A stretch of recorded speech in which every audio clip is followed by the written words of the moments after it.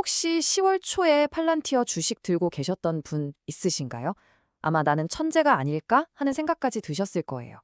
그도 그럴 것이 주가가 정말 무섭게 치솟으면서 사상 최고가를 경신했으니까요.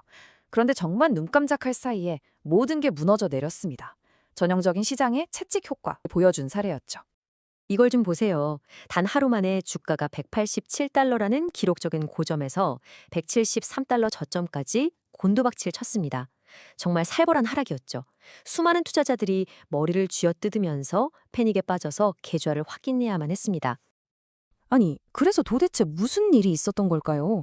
시장에서 가장 뜨겁던 AI 주식 중 하나가 어떻게 이렇게 갑자기 극적으로 방향을 틀어버린 걸까요? 바로 그 부분을 샅샅이 파헤쳐보겠습니다. 자, 이 하락이 얼마나 충격적이었는지 제대로 이해하려면 시간을 며칠만 앞으로 되돌려 볼 필요가 있습니다. 한 주간의 핫한 뉴스, 애널리스트 보고서, 엑스포스팅 그리고 각종 유튜브를 AI로 정리 분석하고 전문가의 사실 확인과 검증 과정을 거쳐 노트북 LM으로 직관적이고 명확하게 전달합니다. 성공 투자의 길잡이 리치투게더 TV 지금 구독하세요. 그 시점까지 얼마나 엄청난 긍정적 모멘텀이 쌓이고 있었는지 한번 보시죠. 9월 말 팔란티어는 좋은 소식을 실어 나르는 폭주 기관차 같았어요. 주식 차트를 분석하는 기술적 분석가들은 긍정적인 패턴이 나타나고 있다고들 했고요. 그리고 마침내 10월 2일 대규모 신규 계약 소식이 터지면서 주가는 바로 그 기록적인 최고점을 찍게 됩니다. 이 모멘텀이 어느 정도였는지 감이 잘 안 오신다면 이 갑작스러운 하락 직전까지 올해에만 주가가 무려 147%나 올랐다는 걸 생각해 보세요.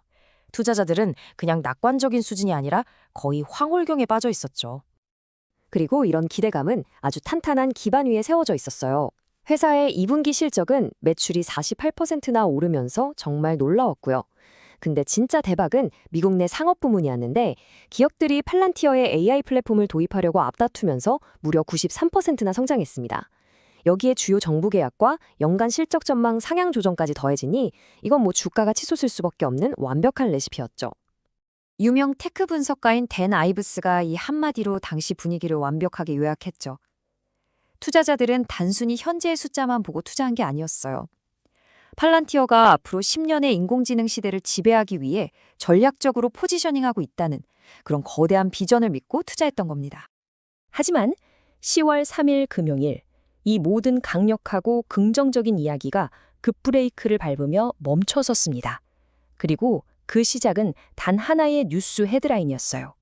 상황은 정말 순식간에 그리고 심각하게 반전됐습니다. 그날 아침 뉴스 속보가 뜨고 불과 몇 시간 만에 주가는 7% 이상 폭락했어요.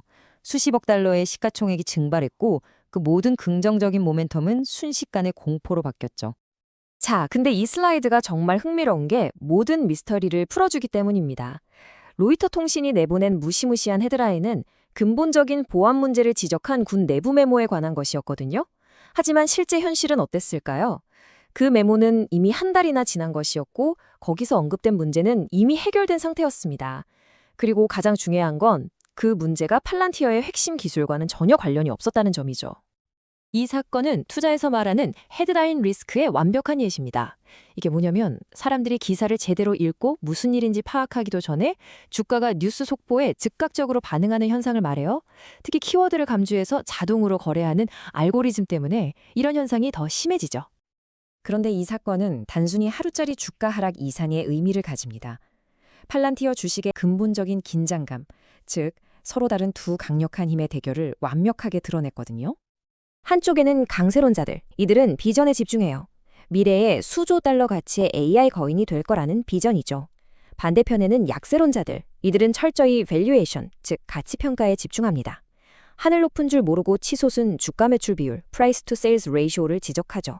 이게 뭐냐면 회사가 실제로 버는 돈에 비해 주가가 얼마나 비싼지를 보여주는 건데요.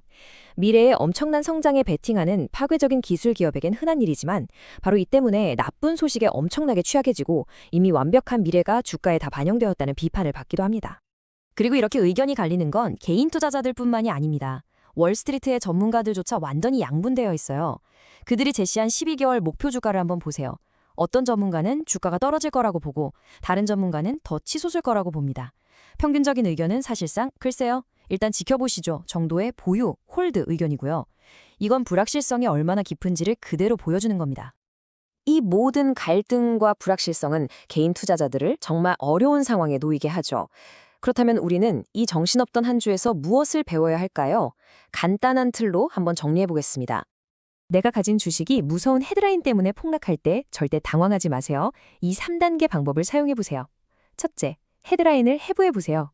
팔란티어의 경우 이게 새로운 뉴스인가? 라고 물어야 했죠. 답은 아니었습니다. 핵심 사업에 영향을 미치는가? 역시 아니었죠.